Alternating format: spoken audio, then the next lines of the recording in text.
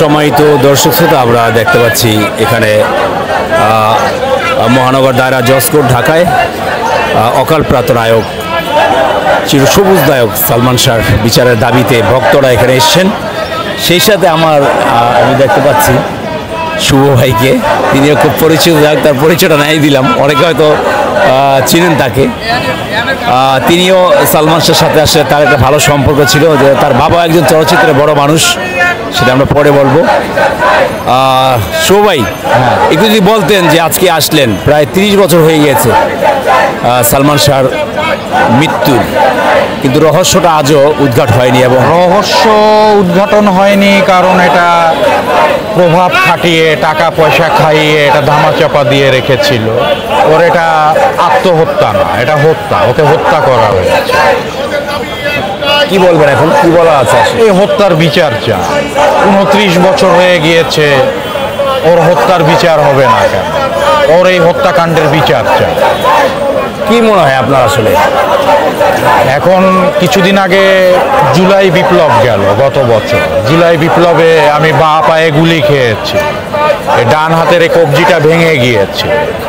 আমি তো না হয় বেঁচে আছি, অনেক লোক শহীদ হয়েছে। জুলাই বিপ্লবের পর একটা নতুন বিপ্লবী সরকার এসেছে।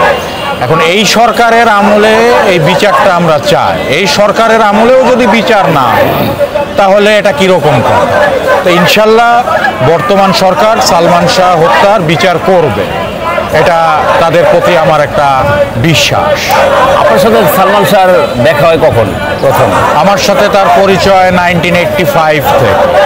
তখন আমি স্কুল গোয়িং বয়, তখন আমরা এলিফ্যান্ট রোড থাকি, আর ওরা তখন সম্ভবত নিউটেনে পড়ে অথবা এসএসসি ক্যান্ডিডেট এরকম কিছু একটা হবে।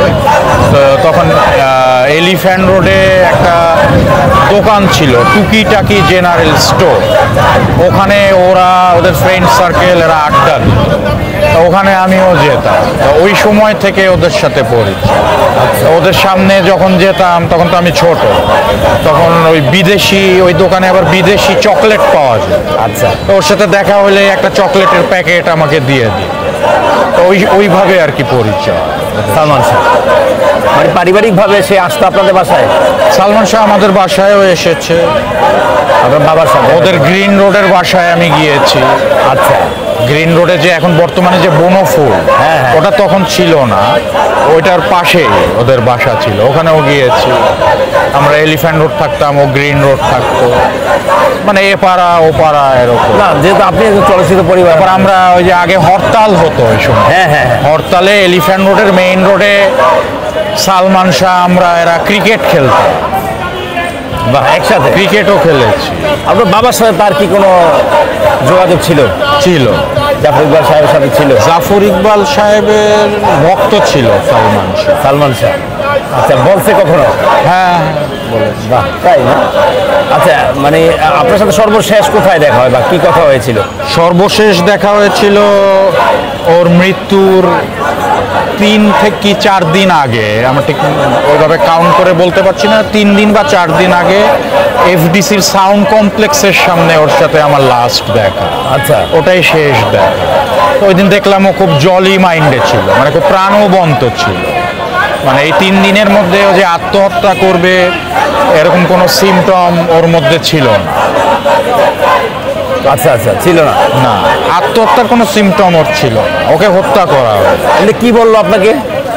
দেখা হলো, কেমন আছো, কি খবর, এগুলি। তারপর আমি বললাম যে ওনারে আমি তুমি করে বলতাম, ইমন ভাই বলতাম। ইমন ভাই, তুমি কি আজকে কি শুটিং ছিল? বললেন না, আজকে আমার ডাবিং ছিল, সাউন্ড কমপ্লেক্স থেকে ডাবিং করে সে বের হলো। তো তখন দেখা, পরে বললো যে চলো এফডিসির ক্যান্টিনে যাই, কিছু খাই। আচ্ছা, পরে এফডিসির ক্যান্টিনে যে আমরা কোক খেলাম, কোকা কোলা খেলাম, তারপর ওর ডাবিংয়ে ঢুকে গেল, কোকা কোলা খেলাম। ওর সাথে আমাকেও বললো ডাবিং থিয়েটারে যেতে, পরে আমি বললাম যে না, আমি এখন এফডিসি থেকে বের হয়ে যাব, তুমি থাকো। পরে চলে গেল। এটাই লাস্ট দেখা, আর দেখা হয়নি। ওর মৃত্যুর 3 দিন কি 4 দিন আগে আর দেখা হয়নি না। যখন জানলেন চলে গেল, তখন গিয়েছিলেন তার বাসায়? জানার পর আমি গিয়েছিলাম এফডিসি। আচ্ছা, প্রথম গিয়েছি এফডিসি, পরে ওর বাসায় যাওয়া হয় না আর। ওদের স্কাটনের বাসায় যায়নি, গ্রিন রোডের বাসায় গিয়েছি। যখন চির সবুজ নায়ক জাফর ইকবাল সাহেব মারা যান, সালমান শাহ ভূমিকাটা কি ছিল? সালমান শাহ তো তখন ফিল্মে আসেনি, 91-এ। 92-তে জাফর ইকবাল সাহেব মারা গিয়েছে। হ্যাঁ। সালমান শাহ সিনেমার শুটিংও শুরু হয়েছে 92-তে জাফর ইকবাল সাহেবের মৃত্যুর পর। এটা মনে আছে কিন্তু আপনার? সালমান শাহর সাথে জাফর ইকবাল সাহেবের একটা যোগসূত্র ছিল। সে জাফর ইকবালের ভক্ত ছিল। আচ্ছা, জাফর ইকবালের বাসায় অনেক গিয়েছে। আপনার বাবার বাসায়? ওই সব কথা এখন না হয় থাক, আমরা সালমান শাহকে নিয়ে কথা বলি। আচ্ছা, যাক, আমি পারিবারিক ভাবে যাবো না। তো পরে মানে কি ভূমিকাটা ছিল আসলে? ওই সময় গিয়েছিল আপনাদের বাসায় যখন আপনার বাবা মারা গেল? সালমান শাহ আসছিলেন? না, সালমান শাহ ওই মুহূর্তে আসেনি, পরে আসছে। পরে আসছিল। যখন আপনারা ইস্কাটনের বাসায় থাকেন ওই সময়? কার্টনে কখনো থাকেনি, তখন থাকতেন কোথায়? গ্রিন রোডে? ওই সময় উত্তরা ছিল। উত্তরা ছিল ওই সময়। ও আচ্ছা আচ্ছা। তো যা হোক, আমরা কি বলবো, কিছু বলার নেই। এমনিতে জানতো তো আপনি যে জাফর ইকবাল সাহেবের ছেলে? আমি ওনার নিজের ছেলে না, আচ্ছা, কিন্তু ওনার ছেলে হিসাবে দেখতো সব। আপনাকে? ও আচ্ছা, বুঝতে পারছি। এমনি নিজের ছেলে না। ওনার ছেলে তো দুইটা, একটা জায়েন জাফর, আরেকজন হচ্ছেন শুভ জাফর। সাদাব জাফর আছে। আচ্ছা, এই দুইজন। তা আপনাকে এইভাবে দেখতো কেন? আমাকে উনি ছেলের মতো স্নেহ করতেন, ছেলে বানিয়েছিল। ওনার বাসায় থাকতেন সব সময়।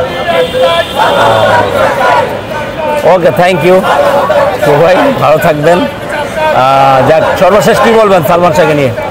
সর্বশেষ একটাই কথা বলবো, বর্তমান সরকার যেন সালমান শাহ হত্যার বিচারটা করে, এটাই সরকারের কাছে আমাদের দাবি। আর কোনো দাবি নেই? আর কোনো দাবি নেই।